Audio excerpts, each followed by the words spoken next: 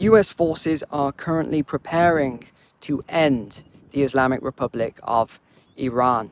Right now we have mass amounts of military hardware from US strike groups all the way through to jets and more already crossing the ocean. Because Israel's war with Iran has triggered one of the most serious conflicts in the region dating right back to 1979. And according to President Trump, if Iran crosses one more red line, that will be it for them. And they're even talking about the complete collapse of the current leadership of Iran at this stage. We're taking a walk today. It is a scorching day, so we're up the mountain here, hoping it'll be a little bit cooler, but it is still red hot.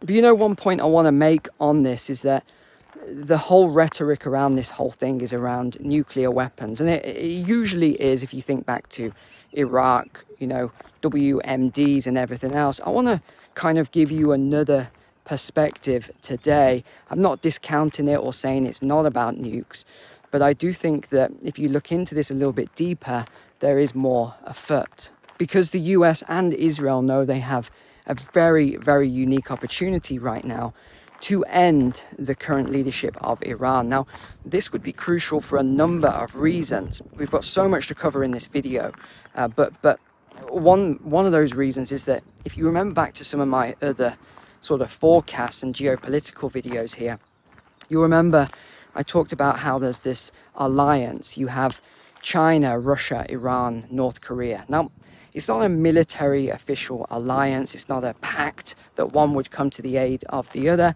which I think we're seeing quite clearly is not that with this conflict. Even though China and Russia are what I would call sympathizers of Iran and what's currently going on, it doesn't mean that they're going to step in and get involved in this conflict. And in fact, if I were a betting man, I would say they won't get involved in this conflict. I don't think they will get involved because it would be too risky. They're currently trying to sort of shore up their own defenses, China, and tackle this front in Ukraine. That's Russia that is still ongoing.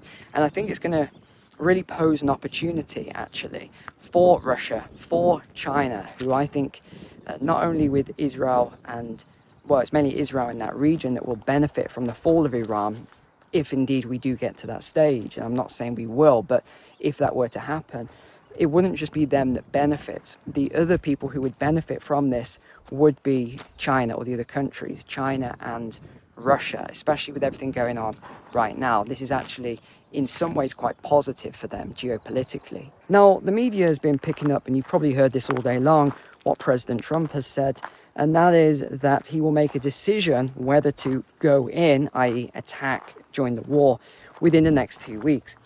Now, that doesn't mean that you've got 2 weeks, which is what everybody's saying. Oh, well, at least we've got 2 weeks to, think this over and do negotiations and everything else. No, that doesn't mean that at all. He said he will make a decision within the next 2 weeks. Now, even if he leaves it 1 second, like I think he mentioned, to the 2 week period, it doesn't mean he will. So it's just something to bear in mind.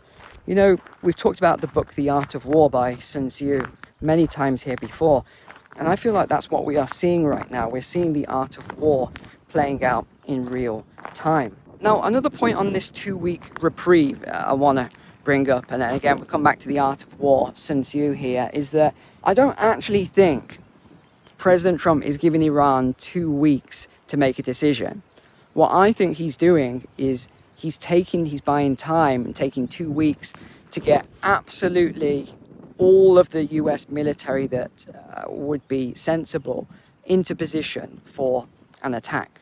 That is what, if he chooses to do it, that is what I think the 2 weeks are for. Like many of you who watch the channel, you're in the military, like I was in the military. I was in the army for over 10 years. So we kind of know how long these things take, even when we do exercises. Just think how long it takes us when we're moving stuff around, personnel and vehicles and all sorts of things. I was part of the spearhead for Afghanistan back in, whenever that was. Op Herrick, the first one. And I remember we were the spearhead group that went in first, part of 16 Air Assault Brigade. And even then, it wasn't as fast as you might think. It took a while just to put everything together. I was ready, and I was just sat around for days.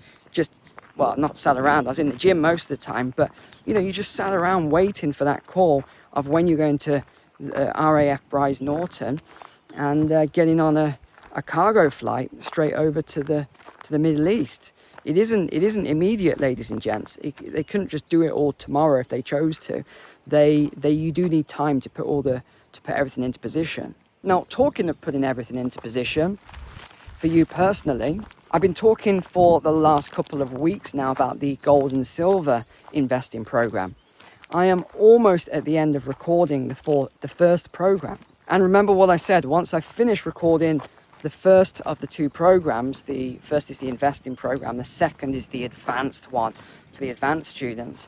Once that's finished recording, the 90% sale is going to end. So if you want to get that and really position your finances well, learning how to position some of your assets, some of your money, some of your savings, whatever it is, your pensions, whatever, into gold and silver, even if it's just a small portion, 10%, then this course is, I would say, one of the best in the world.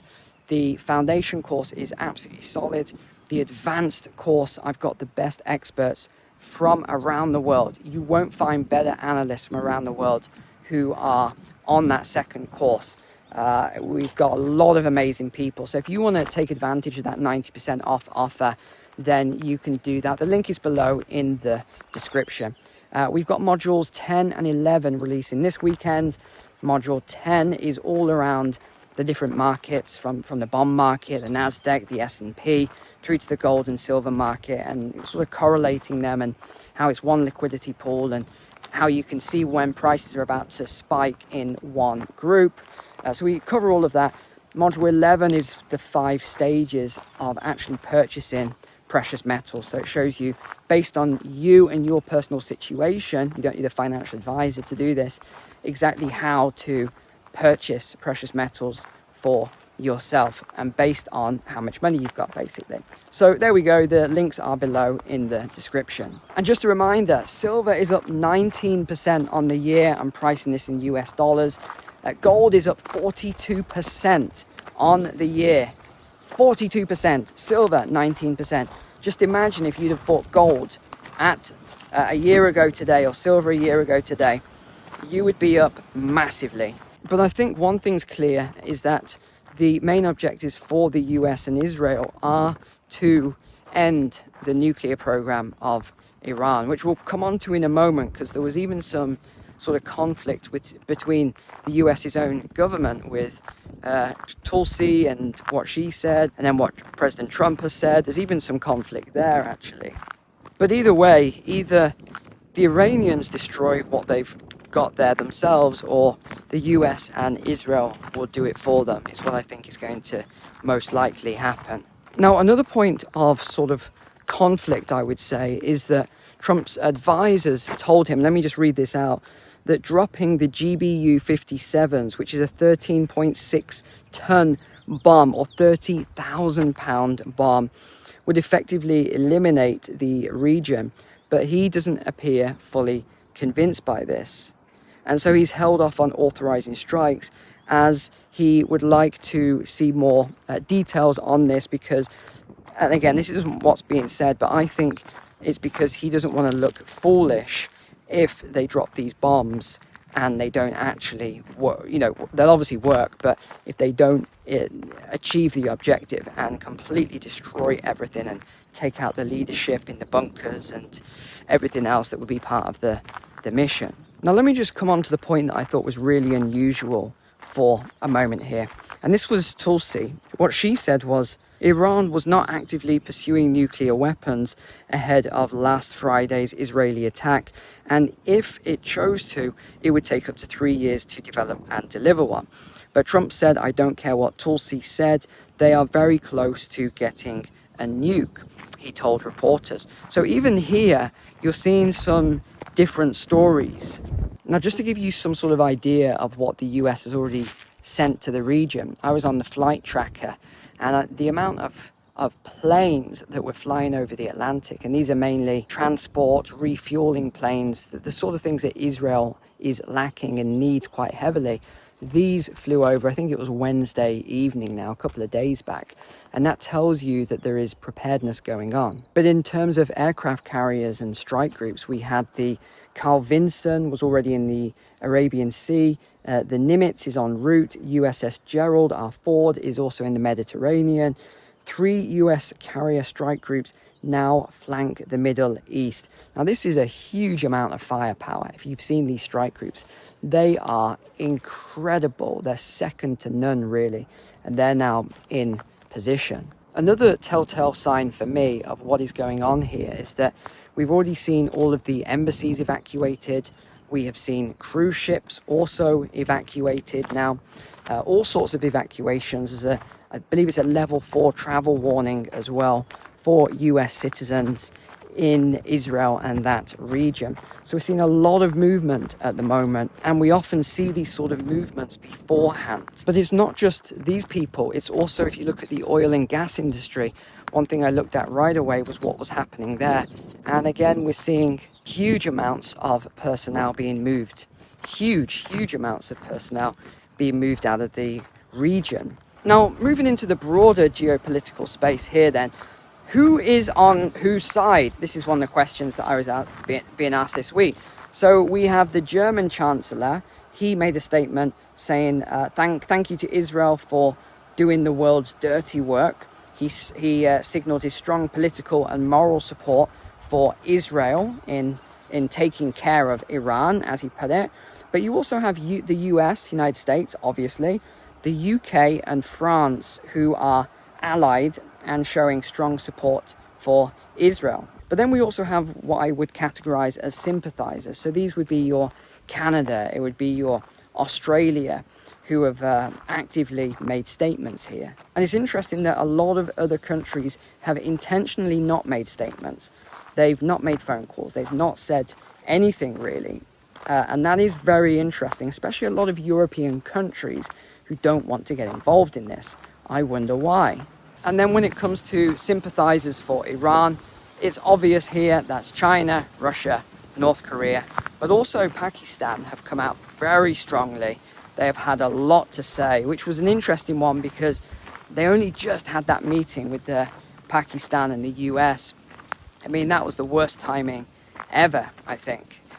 But let's move over to the UK perspective for a moment, because we've got a lot to talk about. This is where I think the biggest movement is militarily at the moment for this conflict, is after the US, which we've just talked about, would be the UK. Now, Keir Starmer, the Prime Minister, actually chaired a COBRA meeting, and this was on Wednesday. So he chaired this meeting, this emergency meeting, to discuss what the response would be from the UK in aiding their ally, i.e. Israel. And of course, military and weapons and sending troops and all this other stuff was discussed. But I, of course, do have to ask, like, why? Why would the UK send its military? It's so small. It's such a weak military compared to the powerhouse that is the United States. Are they really going to make that big of an impact if they go? I don't think so.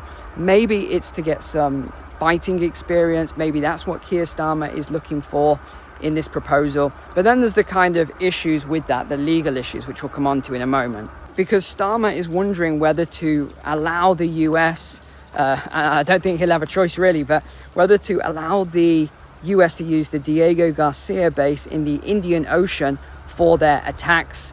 One of the suggestions is it's one of the best locations for the US to attack from. And he's also looking at what support they can provide. But one thing that's definitely on the tables is giving them permission to fly B-2 stealth bombers from the airbase. That's one thing. But the challenge is that this is part of the new 99 year with Mauritius. So this has come again at a bizarre time here. But the other key base here, and if you were ever in the military, you'll know this is Cyprus, RAF Akrotiri. That is the other key base for the US that they could launch strikes from. So again, Keir Starmer would have to sign off on that. So this is where the sort of issues are currently coming up. Already there's the international humanitarian and all the other laws coming out saying, could the UK be held accountable if it merely facilitated an attack, i.e. signs off on approval? And it says there's no distinction between the state carrying out the attack and those in support of the attack. This is according to the United Nations. So they've given a warning to the UK. That could have even been the title of the video, hey? UN warns the UK not to get involved. But the UK's government's top legal advisor has actually raised concerns over the UK getting involved in this. And he has briefed Keir Starmer, and I'll tell you what Starmer said here, because Starmer doesn't want to release the report that came out. But it says, speaking on condition of anonymity, the source said the Attorney General's concerns limit UK involvement in the conflict unless our personnel are targeted. So he's basically said, this was, I don't know if this was leaked or whether this was accidentally put out, but he said that the UK can't get involved in the conflict. The only way legally that UK can get involved is if our forces are attacked. He said the UK could be put in a precarious position because if the US chooses to fly bombing missions, the UK will have to grant permission to the US for the bases to be used for military operations because of our alliance with the United States. So the main concerns and statements coming out of the House of Commons at the moment is that the report should be published and that the Prime Minister is deliberately holding it back. But Keir Starmer has so far refused to release the report or release any of the information he was provided because he said he doesn't want to jeopardise the UK's position in the region. What does that mean? Well, let's break that down. He doesn't want to jeopardise the UK position in the region. See, key words here, in the region. Well, we haven't really got a position in the region, which means that he's planning to put a position in the region and he doesn't want to jeopardise whatever that plan is. So even if people don't sign off on it and Parliament doesn't sign off on this, it seems as though he may want to just go ahead and do this anyway. And they sometimes get around this, even though it has to be voted on for war or something of this nature. They sometimes get around this with special clauses. But another thing I thought was strange about all of this is, don't you think it's bizarre how everybody is publishing and telling the media what they're about to do before they do it? I think that's really unusual, especially saying, oh, we've got these strike groups move into the region. Oh, we're sending this amount of planes. Oh, we're doing this, we're doing that. I just think that's really unusual to show your hand. So it tells me that there's a sleight of hand going on there. But overall, I don't really think this is about nukes. I really don't. I think this is about removing the current leadership and then placing in a different leadership. And you could even see, and I can break down a couple of scenarios here. Actually, let me break down some scenarios. One of them is that you see US, Israeli, and some of the allies have direct military conflict with Iran. Now, if it was just Israel and Iran, it would be a pretty brutal war, let's just say that. But once the US gets involved, and if some of the other allies gets involved, it's not really any competition. I know people will disagree with me on that and say, Iran's got this and Iran's got that. Yeah, they've got some advanced weapons. They've got a lot of, troops and everything else. But it doesn't mean they're going to take on the US military. Okay, let's just get that out there first and foremost. But I think the most likely outcome, what's going to happen is there's going to be bombing campaigns. They're going to massively destabilize and almost eliminate as much as they can of the nuclear stuff or the uranium enrichment and everything else that goes with that. I think they'll take out as much of that as possible. That's probably what will happen. There might be some more conflict and bombing and fighting, but that is the most likely outcome, 75% accurate, I would say, outcome. A lower probability from there, I would say, that the US gets involved and it's not just going to end with Iran.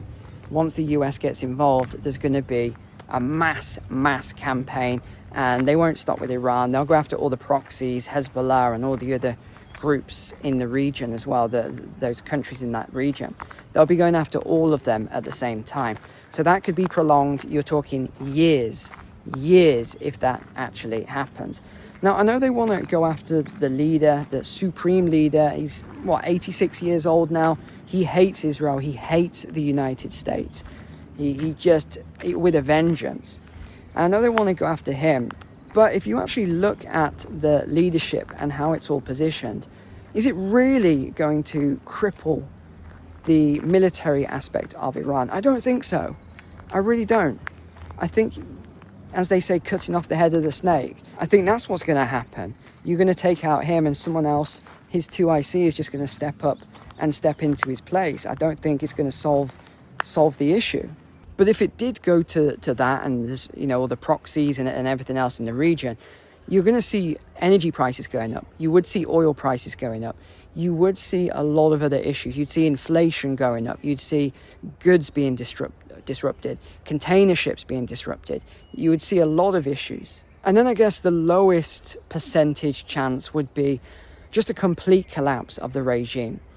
That is one of the lowest odds here, but it's still possible. And that doesn't have to come from Israel or US or some of the other allies.